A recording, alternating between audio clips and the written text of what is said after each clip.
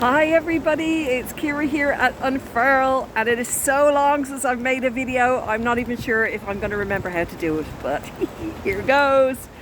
So I haven't been on since August. I took a break from everything. I took a break from work. My kids were on summer holidays, and I really just stepped off the treadmill of life, and it was so necessary. And then I stepped back on the treadmill of life in September, having had a month to process everything that had unfolded in my inner world over the last year. So it was a really necessary time of integration.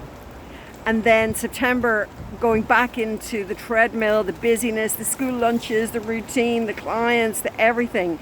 It was so overwhelming. I felt like I was on a treadmill and I couldn't really keep up. So I really didn't have time to make any videos, and quite honestly I had nothing I wanted to say, and I'm not really in the game of just posting a video every week just for the sake of it. So anyway, things have been bubbling over the last few weeks that I felt like, oh, maybe I could try a video again. And today the video that I would like to make is don't despair if you lose hope. And the reason that I'm making this video is because it's November here in Ireland, and it is pretty grey and it's pretty dark, and I feel it in me and I feel it all around that life can feel so heavy and so bleak and so without hope. And I see it and I feel it, and I've realized that actually it's not a bad thing. It's not a bad thing. So hear me out here. I love hope.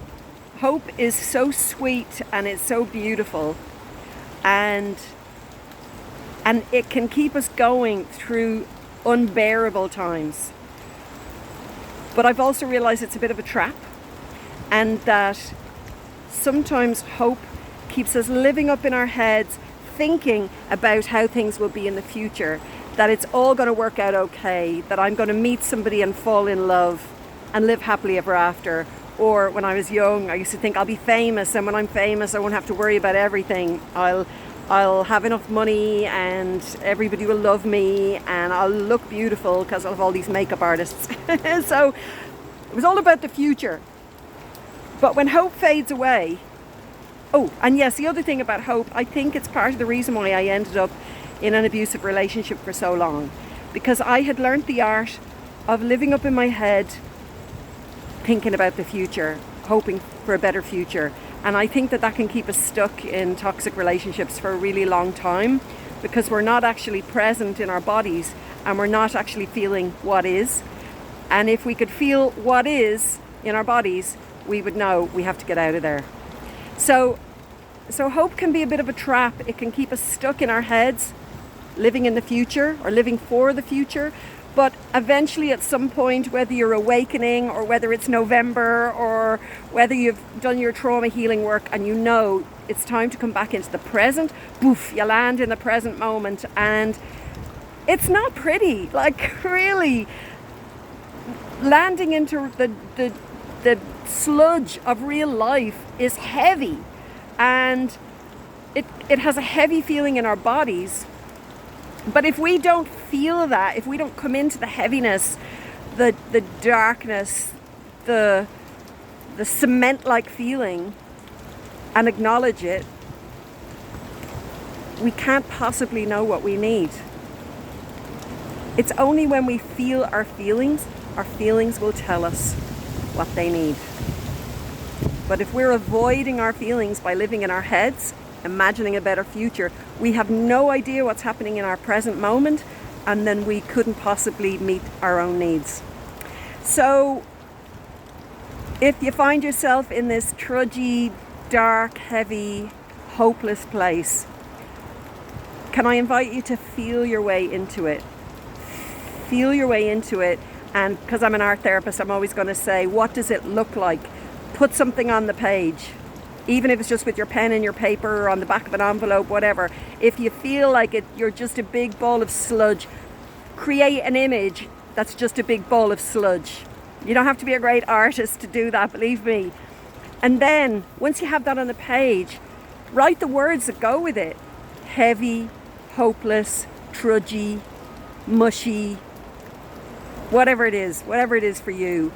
And then once that's done, now you say to the blob on the page, what do you need right now? And because you're in connection with yourself, your true self who's feeling these things, your true self will be able to tell you what true self actually needs. So if you're in a place of despair, then you may feel very alone. If you acknowledge that you feel alone, you may realize what you really need is connection. And not everybody has connection. Not everybody has family. A lot of us have learned since a very young age to isolate. We have learned, don't rely on anybody. They may not stick around. And I can figure this out by myself. But actually, we can't figure it out for ourselves. We weren't able to figure it out for ourselves when we were kids. And all that happened was we just got stuck in our little shell. Now, would you believe there's a digger? There's actually a digger coming towards me on this path that nobody goes on. So I'm going to pause my video until the digger is gone past, but I will be back. Seriously, I have to put the digger in because that's just comical. See, we're here with what is in reality, and what is just a digger passing by. Who knew? So that's so funny. So where were we? Oh yeah, so we were present with our feelings. Oh yes, I know. So some of us are very good at isolating. We've learned that when we were young. When we are in this place of despair, our tendency is to hibernate, is to withdraw from life and hide until we feel okay enough to go back out into life again. So that's the pattern that we learned as children. And now here we are as adults and we're kind of stuck in it, but nothing ever really fully gets resolved because we never really fully allow the very thing that this feeling has been waiting for, which is connection and comfort. And that is really to be found in reaching out.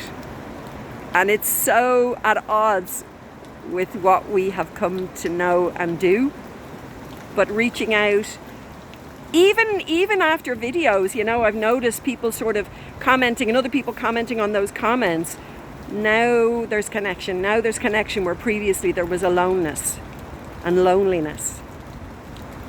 And I know here in Ireland we have hotlines that people can ring, like the Samaritans and Pieta House.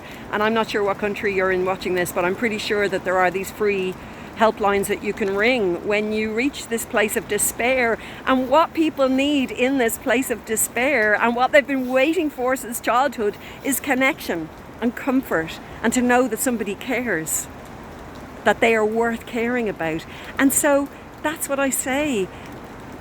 Take the risk of making a connection, even if it's through a free hotline with somebody that you've never met before and you will never meet again, because care is here in life. Care and love is here, and it's here for you if you have the courage to reach out for it. If you're connecting in and you're noticing your sadness and you actually feel it, what it may be asking for is to be given the space and the freedom to just come out. And maybe that's what it is that you need. Maybe it is a big, huge release, crying and crying and crying. And, again, through the art, if you want to put that big blob on the page of your sadness and your despair, once that bit is done, if you acknowledge that you need comfort, that you need connection, that you need love, that you need care, add it into the picture. Now, this may sound corny and cheesy, but what this does is awaken within us the part of us that is loving towards the part of us that is alone.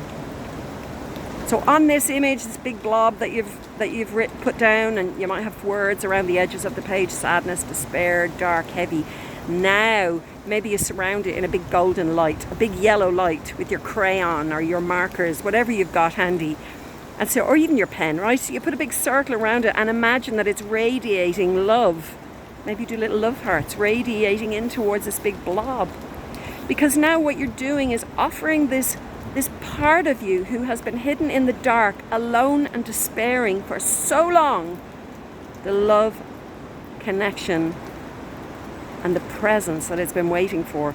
And it really, really can change that inner place that feels I'm unworthy of love, because that part of you that is now receiving the love kind of wakes up a little bit within, softens a little bit within. Oh, it's okay for me to receive love. And then that translates when we go back out into the world.